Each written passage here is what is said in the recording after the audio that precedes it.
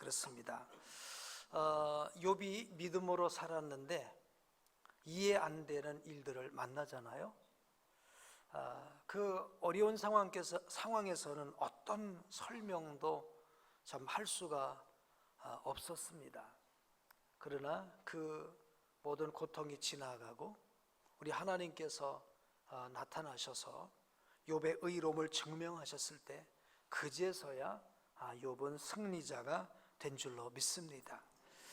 자, 우리도 이 땅을 살아가다 보면 참 믿음의 사람으로서 견디기 어려운 많은 어려움이 있는데 그 가운데 하나가 왜 믿음의 사람들은 어려움을 당하고 반대로 하나님을 모르는 사람들은 승승장구하고 형통한 삶을 살아가는가?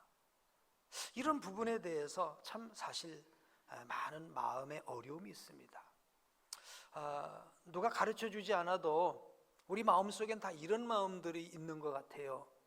우리가 예수를 열심히 믿고 기도 생활을 하고 하면 우리 앞길에는 가로막힘이 없고 또 우리는 꽃길을 걸어야 하고 또 내가 원하는 소원이 다 이루어지면서 행복한 삶을 이루어가야 된다고 생각합니다. 반면에 하나님을 모르는 사람들은 하나님을 모르니까 그들은 징계를 받아야 되고 아니면 그들이 하는 일이 안 돼야 되고 뭔가 문제가 있어야 된다고 생각을 하는데 근데 막상 우리에게 닥쳐지는 현실을 보면 정반대 현상이에요. 오히려 하나님을 모르는 사람들은 아주 쉽게 잘 빠져나갑니다. 원하는 것을 당장 많이 이루는 것 같아요. 그런데 우리 믿음의 사람들은 말씀 지킨다고요? 말씀 지킨다고 뭘 할 수가 없어요.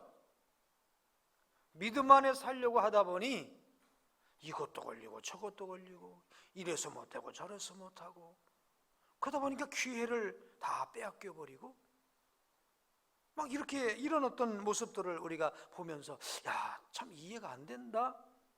우리나라도 그런 말 하죠. 법을 지키고 살라니까 못 살겠어?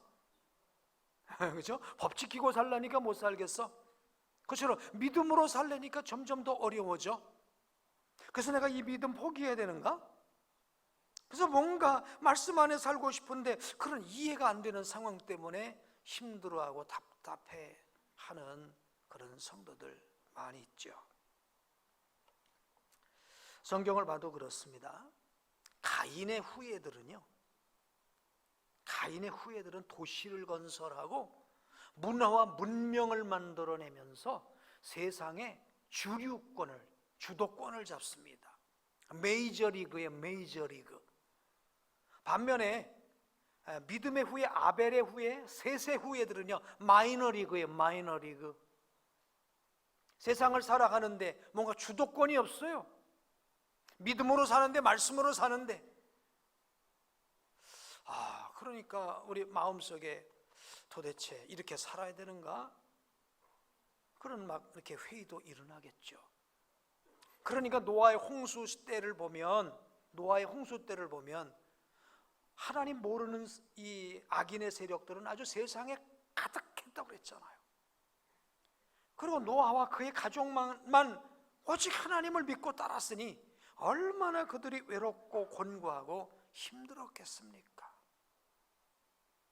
그렇지만 여러분 또 이 사실을 통해서 분명히 알 수 있는 게 바로 뭡니까? 믿음이 마침내 이기는 줄로 믿습니다. 아멘? 믿음은 마침내 이기는 줄로 믿습니다. 다만 믿음이 마침내 이기는 그 과정까지를 지켜보는 그 기간이 긴 거예요. 그렇죠? 믿음이 이긴다는 그 결론을 보기까지 기다리는 시간이 참 힘든 거예요. 오늘 우리는 그 과정 속에서 저와 여러분의 믿음은 마침내 승리하게 될 줄로 믿습니다. 그러나 그 승리를 보는 순간까지 그걸 기다리고 있는 우리는 참 길다, 지루하다. 언제 나 죽고 나면 될래나? 언제 될래나? 그러나 하나님은 반드시 승리를 이루어 주실 줄로 믿습니다. 다윗의 경우도 그렇죠. 사울에게 쫓겨다니던 시간들을 생각해 보세요. 그 인생 70년을 살았는데 이제 다윗이 사울에게 쫓겨다니던 한 10여 년은 나머지 60년보다도 긴 시간이었으리라고 생각이 돼요. 저렇게 악을 행하는 사울, 하나님께서 그냥 내버려 두시는가? 내가 믿음으로 행하는데 사람들은 너희 하나님이 어딨냐? 너희 하나님이 어딨냐? 막 이런 얘기를 들을 때는요, 아마 다윗도 그냥 순간 믿음이 흔들리지 않았을까, 그런 생각이 들어요. 그러나 그런 순간도 잠깐, 하나님은 어느 한순간에 사울을 무너뜨리시고 다윗을 이스라엘의 왕으로 세우시지 않습니까? 그래서 다윗이 이제 인생 말년에 지나온 인생을 쭉 이렇게 반추를 해보니까, 야, 그래, 맞아, 내가 그 젊었을 때에 하마터면 내가 믿음으로 살다가 믿음 없이 행하는 사람들의 잘 되는 걸 바라보면서 나도 하마터면 넘어질 뻔했었구나. 그러니 우리 백성들 가운데 믿음으로 살다가 실족할 사람들이 얼마나 많을까. 그래서 교훈의 시로서 오늘 시편 37편을 기록을 한 것입니다. 그래서 교훈하는데 첫 번째 내용이 그거예요. 오늘 말씀, 자, 1절 한번 다 같이 읽어보실까요? 시작. 악을 행하는 자들 때문에 불평하지 말며 불의를 행하는 자들로 인해서 시기하지 말라. 왜? 악을 행하는 사람들이 뭐 지질이 망하면 불평할 것도 없어요. 아이고, 그래 잘됐다, 너희들 잘못했으니까 망했지. 근데 악을 행하는 자들 때문에 불평이라는 건 악을 행하는 사람이 승승장구하는 것을 보니까 속에서 막 부해가 나는 거예요. 그래서 불평이라는 것은요, 막 얼굴이 뜨거워지고 얼굴이 벌겋게 달아오를 정도로 속에서부터 막 분노가, 경노가 일어나는 거예요. 오늘 우리 믿음의 사람은, 하나님 없는 사람들이 이 땅에서 잘 되는 것을 보고 막 속이 막 끓어오르고 할 필요가 있다 없다? 없다는 것입니다. 또 뭐라고 말씀하냐?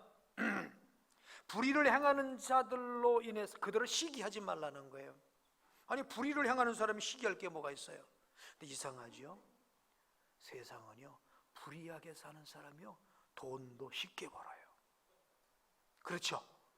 불의하게 하는 사람이요, 막 가서 이렇게도 하고 막 이렇게 하면요, 금방 승진을 해요.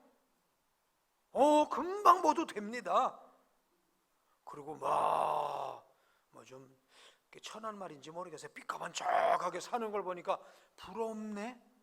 아니, 나는 믿음으로 사는데 왜 이렇게 찌질 이렇게 그냥 옹색하고, 저는 그냥 대충 말씀 없이 믿음 없이 살아가는데 막 형통하게 잘 나가는 거예요. 그것 때문에 시기하지 말라고 했어요. 그래서 시기라고 하는 것은 부러워한다는 말이에요.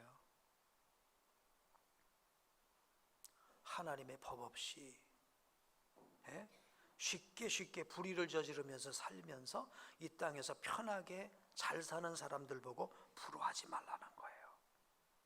오히려 믿음을 따라, 말씀을 따라 어려움을 당하고 믿음을 따라, 말씀을 따라 사는 것 때문에 고통을 당하는 그러한 자기 자신의 자존심을 가지고, 아멘, 믿음의 자존심을 가지고 절대 부러워하지 말라는 것입니다.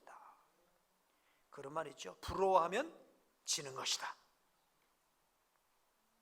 불의를 행하는 자를 뭐 때문에 부러워할 게 뭐가 있습니까? 악행을 하면서 잘 되는 사람 때문에 불평할 이유가 뭐가 있겠습니까?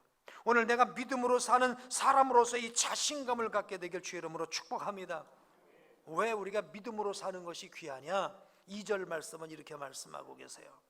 다 같이 읽어보실까요? 시작. 그들은 풀과 같이 속히 배임을 당할 것이며 푸른 채소같이 쇠잔할 것임이라. 악인들이 지금 잘 되는 것 같아도요, 불의한 사람들이 뭐 천년 만년 복락을 누릴 것 같아도요, 아니라는 거예요. 풀과 같이 속히 배임을 당하고 푸른 채소같이 쇠잔할 것이라는 거예요. 가을에 그렇게 푸르동둥한 이런 채소들이요, 된소리 한번 맞아보세요. 그냥 폭삭입니다. 그렇죠? 한 번에 끝나는 것입니다. 그러나 믿음의 사람들은 영원토록 그 믿음을 하나님 앞에서 인정받게 될 줄로 믿습니다. 다윗이 자기 삶을 되돌아보니까 그렇잖아요. 한동안 내가 믿음을 지키며 말씀을 지키며 살아갈 때는요, 원수 사울 죽일 수도 있었어요. 근데 말씀 순종한다고 죽이지를 않습니다. 그러면 그럴수록 자기에게는 어려움과 고통이 점점 더해오는 거예요. 내가 믿음으로 살길 잘못했나? 뭐 그러진 않았겠지만, 그러나 그 순간은 길었는지 몰라도 한순간 하나님께서 사울을 베어버리시니까 영원할 것 같은 그 왕권이 그냥 하루아침에 무너지지 않습니까? 사람 부러워하지 말고 하나님을 두려워해야 될 줄로 믿습니다. 요즘 이제 욥기를 읽고 OIB의 창세기를 지금 읽기 시작을 또 했죠. 참 이번 그 주보에 보니까 우리 OIB 지난 19년 지난 한 해 동안 완주하신 분이 140명밖에 없어요. 140명. 그런데 감사한 건 유년부, 초등부, 중등부, 고등부, 청년부 이런 어린아이들이 지금 성경을 또 많이 읽었다는 게 너무너무 감사하고요. 자, 그래서 이제 OIB 지금 또 계속 하고 있는데 이제 연초니까 올해는 여기 있는 우리 모든 분들 OIB의 완주자가 되시기를 축복합니다. 자, 이제 창세기를 읽는데 제가 창세기 15장을 보니까 이런 말씀이 있습니다. 거기에 하나님께서 아브라함에게 나타나셔서 언약을 맺으시는 거예요. 언약을 맺으면서 이런 언약을 하시는 거예요. 만약 예를 들면 아브라함아, 네가 나에게 믿음으로 나를 따라왔으니 너는 이제 꽃길만 걸을 거야. 너에게는 그냥 손끝에 물 한 방울 안 묻히도록 해줄 거야. 이런 언약을 하시지를 않으세요. 하나님께서 아브라함에게 하시는 언약은 그것입니다.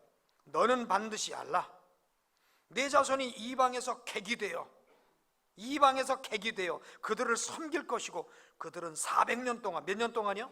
400년 동안 내 자손을 괴롭힐 것인데, 근데 걱정하지 마. 그들이 섬기는 나라를 내가 징벌할 것이야. 그 후에 내 자손이 큰 재물을 이끌고 나올 거야. 이런 언약을 하시는 거예요. 그러니까 그들이 큰 재물을 끌고 나오는 그 영광스러움 이전에는 400년 동안 고통을 당할 거라는 거예요. 그러니까 너희가 400년 동안 고통을 당하는 그때에 저 행악자로 인해서 불평하지 말고, 그들이 힘 있는 것 같아서 그들 부러워하지 말라는 거예요. 하나님의 눈은 누구에게 있다는 겁니까? 너희에게 있어. 그들은 베른 풀처럼 없어져 버리고 할 거야. 할렐루야. 할렐루야. 오늘 우리가 믿음으로 이 땅을 살아갈 때에, 내가 믿음으로 살아갈 때 어려움을 당한다고요. 그 어려움이 현실이 아니라는 걸 여러분 기억하십시오. 반드시 하나님은 보시고 계시고 믿음의 사람의 영원한 승리를 주실 줄로 믿습니다. 저는 이제 우리 OIB도 하고 있고요. 또 어느 다른 모임에서 또 다른 이제 성경 읽기를 하고 있는데, 이제 거기서는 에스더를 읽었어요. 에스더를 읽다 보니까 하만이라는 사람 나오죠. 하만. 모르드게와 하만. 모르드게는 하나님을 신실하게 섬기는 믿음의 사람, 이 하만은 이스라엘을 대적하는 이제 악한 지도자입니다. 하만은요, 만인 이상의 1인 지하예요. 국무총리 어마어마한 높은 권세에 있는데, 이 모르드게는 저 궁궐에서 그냥 이렇게 문지기 하는 사람이네요. 근데 이 하만한테 절을 안 하는 거예요. 그것 때문에 어떻게 문제가 비화가 됩니까? 저 유다 종족을 다 멸족시켜라, 그런 상황이 옵니다. 자, 그럴 때 한번 전 생각해 봤어요. 유다 민족들이 모르드게를 어떻게 생각했을까? 아마 속으로 그렇게, 짓단 것이 얼마나 믿음이 있다면, 그냥 슬쩍 그냥 대충 머리 숙이면 뭐 이런 일 안 생길 건데, 자기 믿음이 얼마나 대단하다고, 자기 믿음, 그 알량한 믿음 드러낸다고 그러다가 우리 민족을 다 몰살시켜? 그렇게 속으로 막 그런 사람도 있었겠죠. 그러나 결과는 어떻게 됩니까? 모르드게를 매달라고 장대를 세워놨는데 거기에 누가 매달립니까? 하만이 매달리잖아요. 그리고 모든 전세는 완전히 반전의 역사가 일어납니다. 유다 족속을 죽이려고 했던 사람들을 오히려 유다 족속들이 일어나서 다 죽여낸 거예요. 그리고 이제 최종적으로 이런 얘기를 합니다.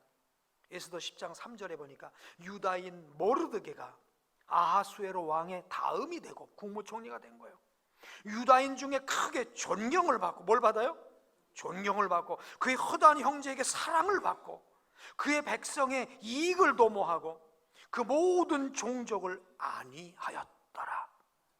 믿음의 결과가 뭐예요? 하나님이 높여주시고 존경받고요, 사랑받고요. 아멘.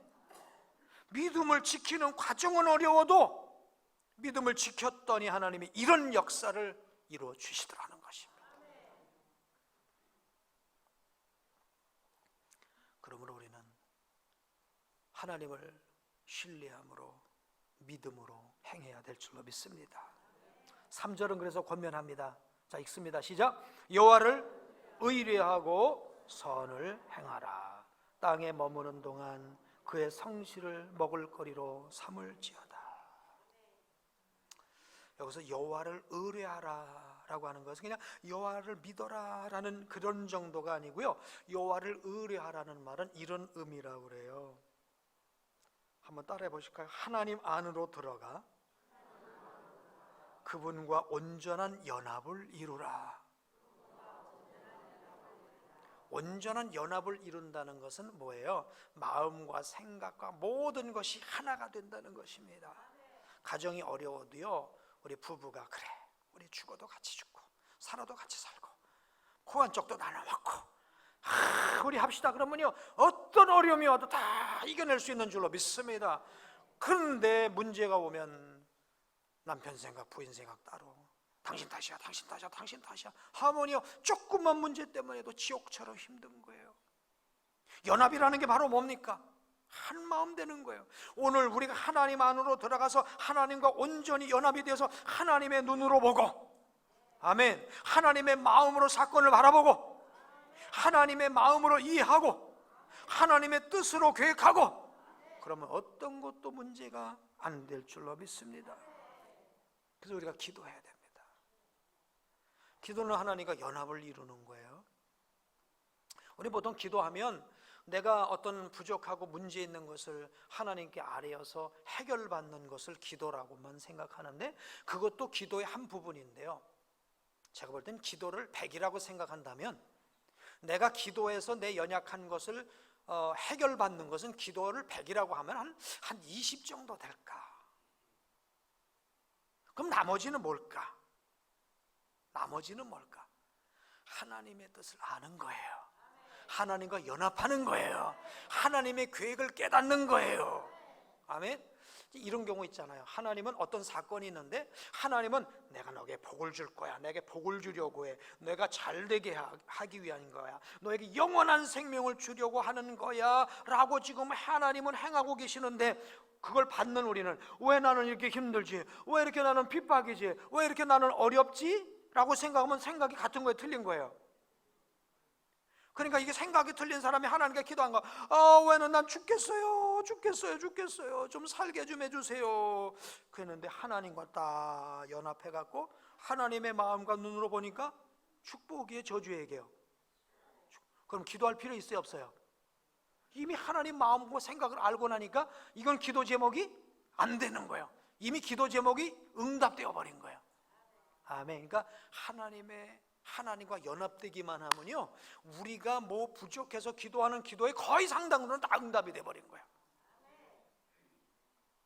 알고 보니까 그게 나를 축복하려고 하는 것이거든. 우리는 느낄 때 고통으로 느껴지는데 하나님은 우리에게 복을 주시려는 그런 하나님의 계획이시거든요. 그러니까 그걸 깨닫고 나니까 하나님 감사합니다, 고통도 기쁨으로 이기겠습니다, 그러고 이길 수 있는 것 아닙니까? 요즘 이제 어제 저녁에도 성경 공부했어요. 성경 공부하면서 이제 모세에 관한 걸 공부를 했습니다. 모세가 애굽에 태어났지 않습니까? 태어날 때는 남자는 태어나면 다 죽여라. 그래갖고 갈대 상자에 모세를 담아갖고 이제 강물에 띄지 않습니까? 그런 그가 정말 태어나기도 기구하게 태어났지. 어떻게 태어났는데 남자를 다 죽이라 그래.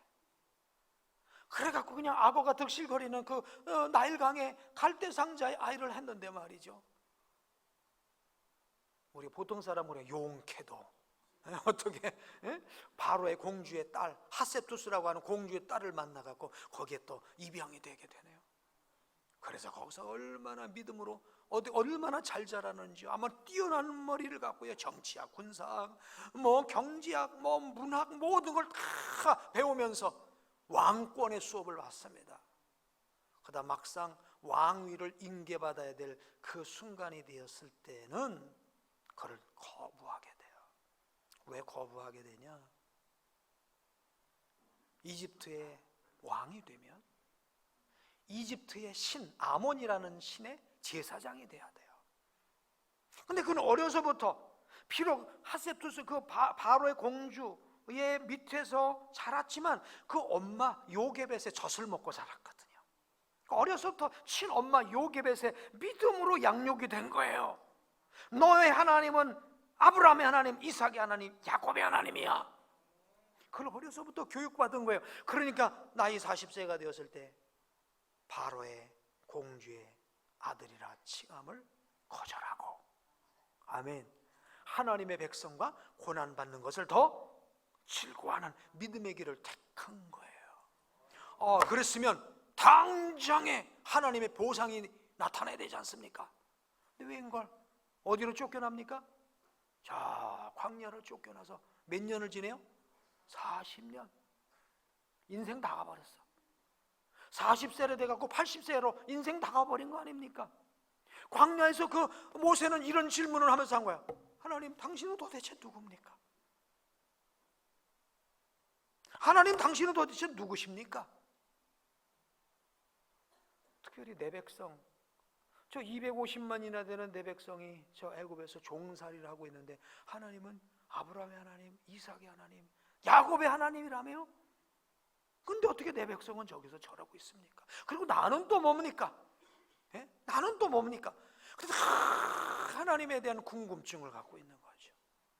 그러다가 출애굽기 3장을 보면 어느 날 아마 상황을 보면 양 한 마리 잊어먹은 것 같아요. 양막 찾으러 올라가는데 웬걸 저기에 가시떨기나무에 불이 붙었는데 타지도 않는 불이, 그곳에서 하나님의 음성이 들리는 거야. 모세야, 모세야, 누구십니까? 너는 네 발에서 신을 벗어라. 나는 아브라함의 하나님, 이삭의 하나님, 야곱의 하나님이다. 나는 이미 보고 있었어. 내 백성이 지금 고통당하고 있는 거, 울부짖고 있는 거 다 보고 있었어. 그래, 너는 가라. 그럴 때 모세가 묻는 거예요. 하나님, 당신 누구세요? 하나님, 당신 누구세요? 그때 하나님께서 이런 말씀하세요. I am who I am. 나는 나야. 나는 스스로 있는 자야. 이렇게 말씀을 하세요. 근데 이 말씀을 우리가 그냥 이렇게만 말씀드리면 이해를 못해요. 이런 의미인 거예요. 지금까지 모세가 알고 있었던 하나님은 이런 하나님이에요. 하나님은 엘로힘 하나님, 높은 곳에 계셔서 지극히 거룩하시고 높은 곳에 계셔서 이 세상의 모든 걸 내려다보시고 주관하시는 크신 하나님, 감히 그 앞에 가서 그냥 우리는 머리도 쳐박고 그냥 꼼짝 그냥 눈도 못 뜰 하나님이야. 근데 하나님께서는 나 아니야, 난 그런 하나님 아니야. 나는 너와 함께하는 하나님이야. 너와 함께하는 하나님이야. 네가 갈대 상자에 뉘어져서 악어가 득실거리는 나일강을 떠내려갈 때 나는 너와 함께 있었어. 나는 너와 함께 있었어. 그리고 너를 건져낸 거야. 그리고 너를 기른 거야. 그리고 내가 지금 여기서 40년 동안 목동으로 지내고 있지만 나는 너와 함께 있었어. 너와 함께하는 하나님이야. 그걸 우리가 샤케나는 하나님, 쉐키나라로 쉐키나, 우리 가운데 내주, 내재하시는, 드웰링이라고 그래요. 내재하시는 하나님, 우리 가운데 오셔서, 우리 고통의 현장 가운데 오셔서 우리의 삶을 다스리시고 주관하시는 그런 하나님이시야.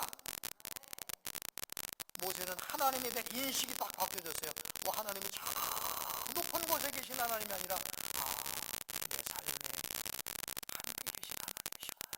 내가 너와 함께 할 거야. 너희 민족들과 함께 할 거야. 걱정하지 마. 내가 너희를 인도할 거야. 그래서 그는 순종하고 애국으로 들어가서 이스라엘 백성들을 건져내지 않습니까? 모세는 지금 하나님께 떨어져 있었어요. 예? 하나님은 멀리 계시고 나는 지금 이 땅에서 빡빡거리고 있고. 그런데 우리 안으로 들어오신 하나님? 아니면 모세가 하나님 안으로 들어가고 나니까 하나님이 그 하나님이 아닌 것입니다. 우리의 모든 걸 책임져 주시는 하나님이 되신 줄로 믿습니다. 오늘 우리도 마찬가지예요. 이 땅 살아가면서 하나님이 내 안에 들어오셨어요? 아멘? 그러면 모든 문제를 이겨낼 줄로 믿습니다. 참, 우리 가운데는 원치 않게 암이 걸려서 그 암 때문에 힘들고 고통당하는 분이 있을 거예요. 그럼 그런 분들이 그렇게 생각할지 몰라요. 나는 하나님 나를 책망하셔서 나를 막 이렇게 힘들게 하셔서 왜 나를 이런 아픔 가운데 넣으셨냐고요. 하나님께서 여러분을 책망으로 버리신 게 아닌 거예요. 오히려 하나님께서 여러분의 아픔 가운데 오신 걸 믿으시기 바랍니다. 네? 아픔 가운데로 주님께서 찾아오신 거예요. 그리고 내가 너의 아픔과 함께 할게. 그리고 이 아픔을 통해서 마침내 너를 더 높은 곳에 세워줄게. 이게 하나님의 영원한 뜻인 걸 믿으시기 바랍니다. 그 하나님 만나시게 되길 축복합니다. 그래서 여호와를 의뢰하는 거예요. 하나님 안으로 들어가고 하나님이 내 안으로 들어오면 문제가 없어지는 줄로 믿습니다. 하나님 밖에 있으니까 문제가 되는 거예요. 내가 하나님의 안으로 안 들어가고 하나님이 내 안으로 안 들어오시니까 다 문제가 커 보이는 거예요. 주께서 내 암과 함께 하시는 줄로 믿습니다. 주님께서 내 부채와 함께 하시는 줄로 믿습니다. 어제 우리 교회에서 자랐던 청년 가운데 신학을 하고 저한테 와서 10년 만에 저를 만나서 인사를 하러 온 우리 한 목사, 그 사이에 벌써 목사 안수를 받고 요 성남동에 개척을 한 오래되신 분들은 이해하실 거예요. 정현민 목사라고. 옛날 우리 전도사였대죠. 이제 저희 교회를 너무 부담스러워서 나갔대요. 그래서 왜 부담스러워 나갔냐? 제가 그랬다는 겁니다. 앞으로 너 목회할 거니?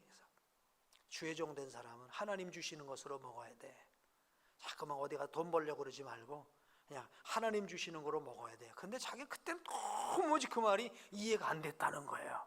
네, 이해가 안 됐다는 거예요. 그러고 나서 어떻게 하다가 이제 개척을 하고 목회를 하다 보니까 그때 제가 얘기했던 말이 그냥 귓전을 때리는 것처럼 때리더라는 거예요. 그래서 자기는 용기를 내서 제가 이렇게 무섭지도 않은데 용기를 내서 전화를 하고 왔어요. 그러면서 목사님께서 그때 저는 그 말을 수용할 마음 그릇이 안 됐는데 목사님 네가 앞으로 목회를 할 거라면 돈 벌러 나가지 마라. 10,000원이든 100,000원이든 하나님 주시는 거로 먹어야 돼. 저는 근데 그 말이 전혀 이해가 안 됐어요. 그런데 지금은 이해가 돼요. 이해가 돼요. 그래서요, 저 개척하면서 직장 다녔는데 직장 사표냈고요. 우리 아내도 쿼즈아일 어디 그 직장 다녔는데 지난주 금요일 날 사임하고요. 이제는 손가락을 빨든 뭘 빨든 하나님 주시는 것으로 나가보려고 해요. 제가 생각할 때 그래요. 이제 하나님 안으로 들어갔구나. 하나님 안으로 이제 들어간 거예요. 그럼 누가 책임져 주세요? 이제 하나님 책임져 주실 줄로 믿습니다. 하나님 책임져 줄 줄로 믿습니다. 그래, 우리 개척할 때 1원도 성경권 받은 거 없었다. 근데 너 아니야? 나 3개월 만에 사례비 20만 원 받았어. 사례비 그래도 3개월 만에 20만 원 받았어. 그리고 지금까지 한 번도 사례비 끊어지지 않고 하나님 다 책임져 주셨어. 네가 하려고 하면 하나님 일 안 하셔. 네, 하나님 안으로 들어가서 맡기면 그때 하나님 일하실 거야. 하여튼 뭐 그랬어요. 믿음으로, 여러분, 세상이 아무리 불합리해 보이고 믿음으로 사는 것이 뭔가 증거가 안 보이는 것 같아도요, 하나님을 의뢰하시길 바랍니다. 예. 땅에 머무는 동안에 성실로 먹거리를 삼을 것이다. 땅에 머무는 동안, 이 땅에 사는 동안에 밥 먹듯이 하나님을 그렇게 신뢰하고 나가라는 거예요. 또 4절, 또 여호와를, 4절이 있습니다. 시작. 또 여호와를 기뻐하라. 그가 내 마음의 소원을 내게 이루어 주신다. 이렇게 말씀하세요. 여기서 여호와를 기뻐한다는 말은 이런 말입니다. 한번 따라해 보실까요? 하나님이 주시는 고상한 기쁨을 충분하게 누려라.